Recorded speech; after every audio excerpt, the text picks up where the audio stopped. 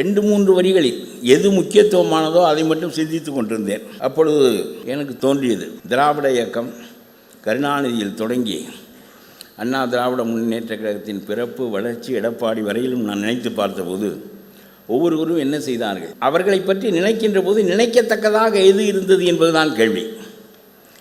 அது நல்லதாக இருந்ததா கெட்டதாக இருந்ததா?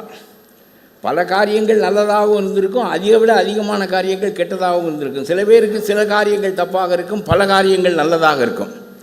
ஆகவே நல்லதையும் தீயதையும் சீர்தூக்கி பார்க்கின்ற போது எது முதன்மை பெற்று நிற்கிறது என்று நான் யோசித்து கொண்டிருந்தேன். கருணாநிதியினுடைய ஆட்சி என்கின்ற போது எனக்கு முதலிலே நினைவு வந்தது கச்சத்தீவு பறிபோனது தான். அந்த கச்சத்தீவு பறிபோகின்ற போது அவர் முதலமைச்சராக இருந்தார்.